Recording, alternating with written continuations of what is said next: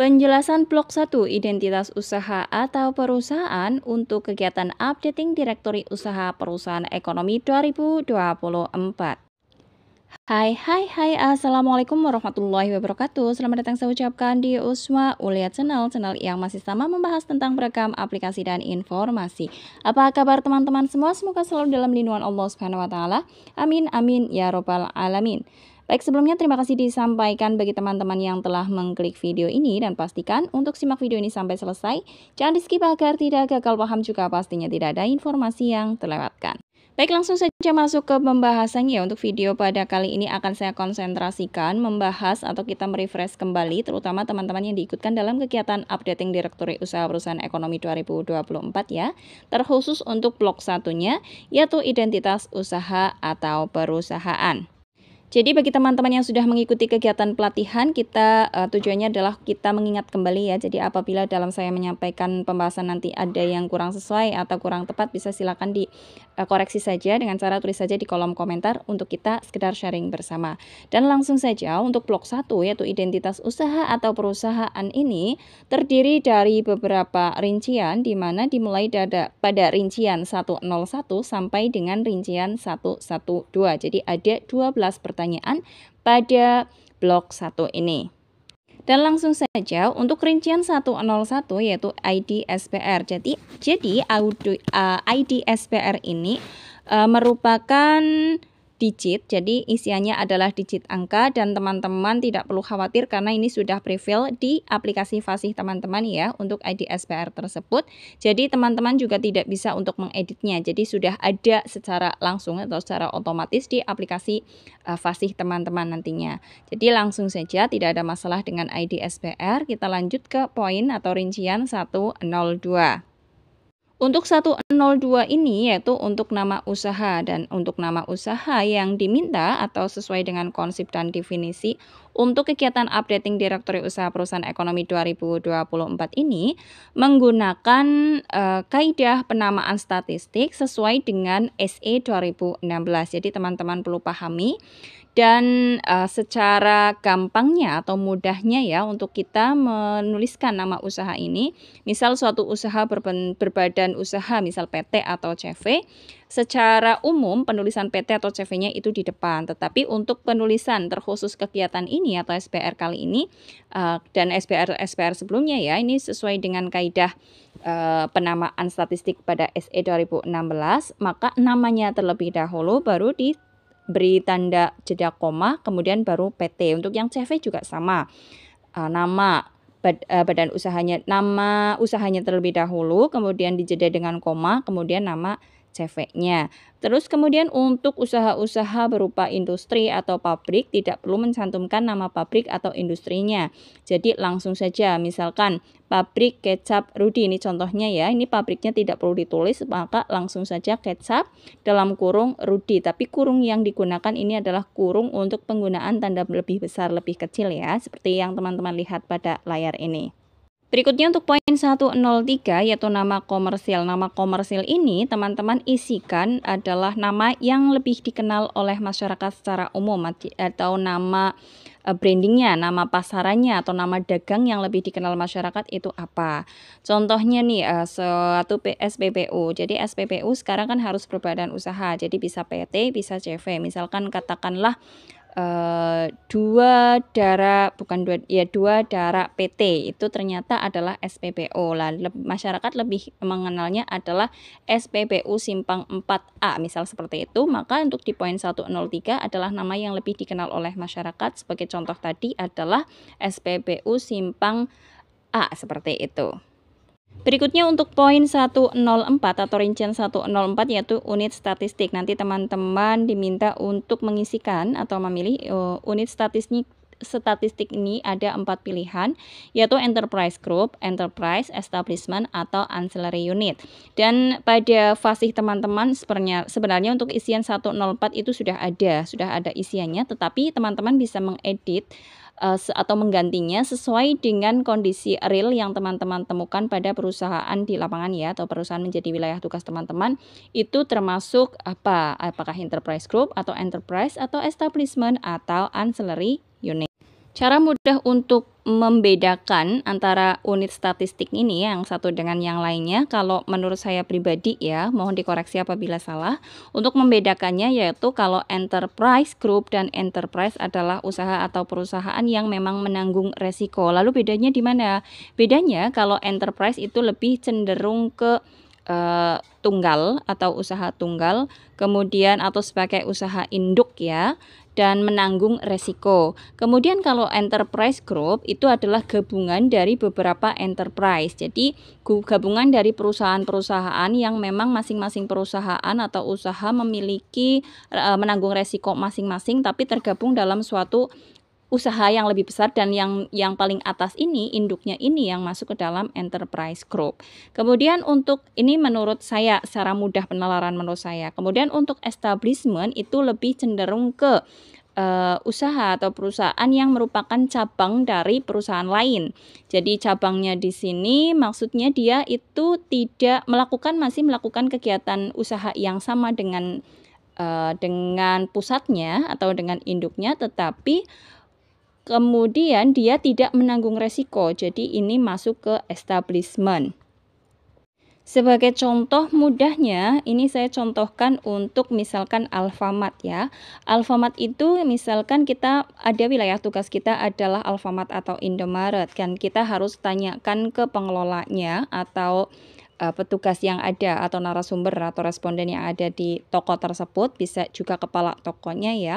Untuk Alfamart atau Indomaret tersebut merupakan franchise atau bukan, atau merupakan cabang. Kalau merupakan franchise di mana untuk pengelolaannya kan berarti si yang punya itu sudah punya modal, pengelolaannya sendiri, pembukuannya sendiri, kemudian ada perjanjian bagaimana yang intinya dia juga menanggung resiko, maka Alfamart atau Indomaret tersebut masuk ke dalam enterprise. Tapi apabila Indomaret atau Alfamart tersebut merupakan anak cabang di mana tidak menanggung resiko, maka hanya menjalankan usaha di situ, tapi segala sesuatunya diatur oleh pusat dan si yang kerja di situ itu tidak menanggung resiko apapun, maka ini masuknya ke establishment. Itu gambaran secara mudahnya menurut saya. Kemudian untuk yang ancillary unit ini merupakan unit yang melakukan aktivitas penunjang. Aktivitas penunjang ini berarti kegiatan produktif yang dilakukan dengan tujuan menghasilkan jasa yang digunakan untuk konsumsi antara atau intermediate consumption dalam suatu enterprise. Contohnya adalah aktivitas penunjang seperti pencatatan, kemudian komunikasi atau pembelian bahan dan peralatan, atau manajemen personalia atau pergudangan. Ini bisa yang intinya sebagai penunjang saja, di situ tidak ada kegiatan produktif yang dilakukannya ya. Jadi bersifat sebagai ancillary atau unit statisnya adalah ancillary unit.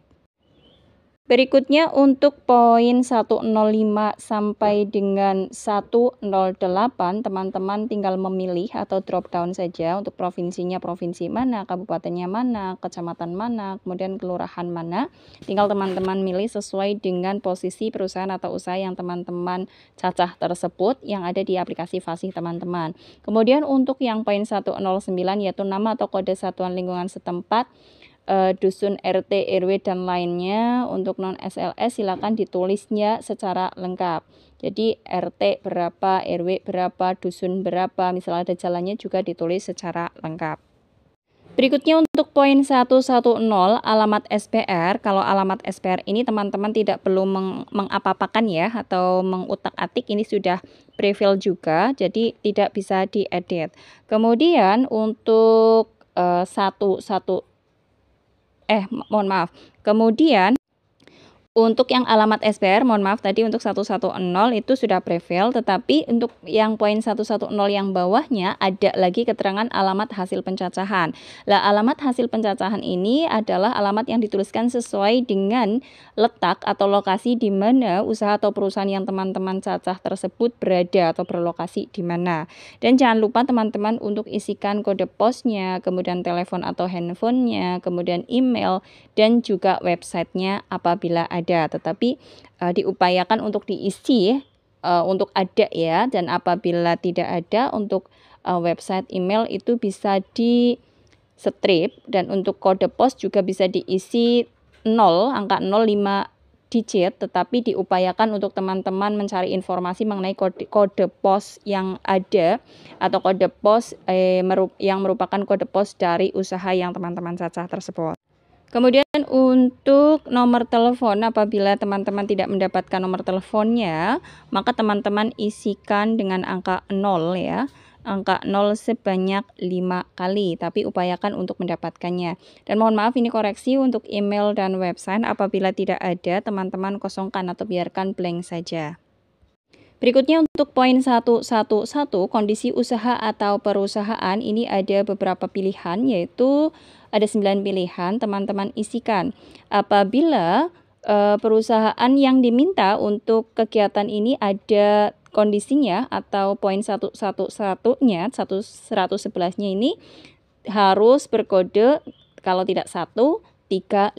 Jadi apabila 135 kodenya antara salah satu antara 1 atau 3 atau 5, maka teman-teman nanti akan terbuka secara otomatis untuk melanjutkan ke isian atau rincian di berikutnya, yaitu 112 dan blok-blok berikutnya. Tetapi apabila untuk kondisi usaha atau perusahaan berkode selain 135, berarti kode 2, 4, 6, 7, 8, 9, maka teman-teman tidak bisa melanjutkan ke blok atau rincian berikutnya, langsung diarahkan ke bagian belakang, yaitu pemberi jawaban ya. Dan apabila teman-teman menemukan kode yang selain 135 ini, teman-teman wajib mengajukan penggantian sampel ke PML yang nanti akan diajukan kembali ke admin kabupaten atau kota. Adapun kode 1, 3, atau 5 yang dimaksud di sini untuk rincian 111, kode 1 berarti perusahaan tersebut atau usaha tersebut masih aktif. Kemudian kode 3 yaitu belum beroperasi atau belum berproduksi, atau sebenarnya sudah beroperasi tetapi belum berproduksi karena masih mungkin ya intinya belum beroperasi atau belum berproduksi. Kemudian yang kode 5, alih usaha. Alih usaha ini artinya untuk yang data sebelumnya mungkin suatu usaha atau perusahaan berusaha di bidang perdagangan, kemudian beralih usaha di bidang industri atau sebaliknya dan lain sebagainya ya. Tetapi yang dicatat di poin 5 yang apabila memilih kode 5 alih usaha ini, dipastikan bahwasanya kode 5 ini alih usahanya bukan ke alih usaha di kategori A, O, dan T. Di mana mengingat kembali bahwa untuk kategori A adalah pertanian ya, kemudian perkebunan dan lain sebagainya. Kemudian untuk kode A pertanian, kode O adalah tentang pemerintahan. Kemudian kode T ini tentang penyedia jasa rumah tangga kalau saya tidak salah ya. Ini saya sedang tidak membuka KPLI-nya, jadi mohon maaf apabila ada yang terkeliru. Bisa tulis di kolom komentar ya apabila saya salah, dan silakan dikoreksi saja. Dan langsung apabila teman-teman untuk isian 111-nya berkode 1, 3, atau 5, maka akan diarahkan untuk mengisi di poin 112 yaitu geotagging. Geotagging tinggal di tab saja di handphone teman-teman untuk men-tag lokasi di mana usaha atau perusahaan yang teman-teman cacah berada. Ya, demikian untuk pembahasan kali ini. Semua informasi ini bermanfaat. Bagi yang merasa informasi ini bermanfaat, bisa silakan di-share ke media sosial yang teman-teman miliki. Salam sukses selalu tentunya, dan akhir kata wassalamualaikum.